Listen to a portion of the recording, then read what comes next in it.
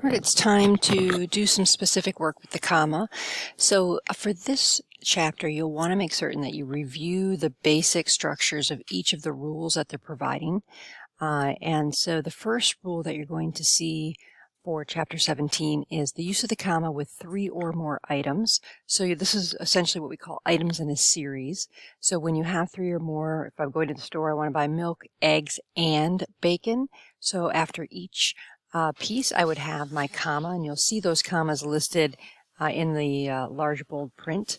You'll see that we include the comma before the and this is what we call the Oxford comma. And you'll see this actually it's variable. So if you're reading something in a newspaper, you don't often see the comma with it, but in academic writing we always list the comma there. So we're going to start to get picky with that.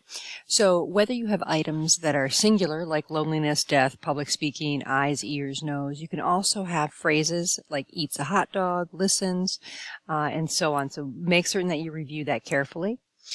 Also, you're going to look at using a comma to separate the introductory material from the rest of the sentence. This typically is our complex sentence structure that we worked on back in Writing Center number 6 and with our run-ons and fragments and such. So this beginning section before the main part of the sentence needs to have that comma. So that's going to be another rule you'll want to pay attention to.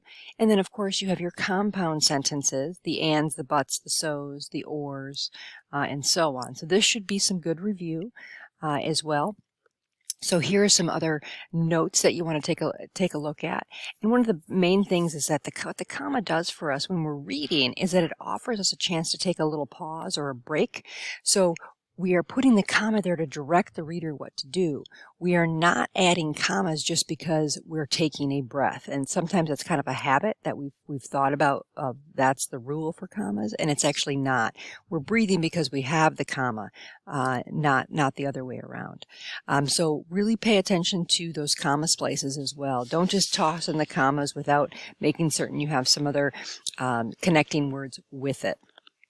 So you'll scroll through. There's lots of other things within chapter 17, but you are going to do test 1, and you'll notice that you have a few things to do. You're going to add your commas where needed here, and then once you add your comma, tell me which rule we're actually using. So for example, in number 1, it says the picnic basket looks small, but we fit an entire meal for 4 hungry adults into it with no problem. So here's where we're going to include our comma right here. So here's that traditional coordinating conjunction. So I would put my comma after small, and then because I have 2 complete thoughts on either side, that's my compound, I want to go ahead and put C here for number 1. In number 2, gritting his teeth, the soldier endured the painful procedure without complaining. So in this case, I'd want to go ahead and get my comma between teeth and the. So this is that idea of an introductory material. So I would put B here. So on the introductory material, you can either get rid of it and the sentence will still make sense, or you could actually move it to the other end of the sentence or someplace else in the sentence and it would still make sense. That's how you know you have the right comma. And then finally, we look at number 3. This is going to be the items in a series. Mama, comma, daddy, comma, dog, comma.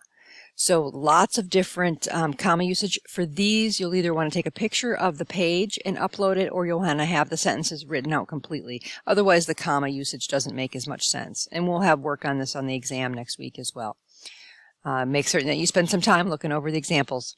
Good luck.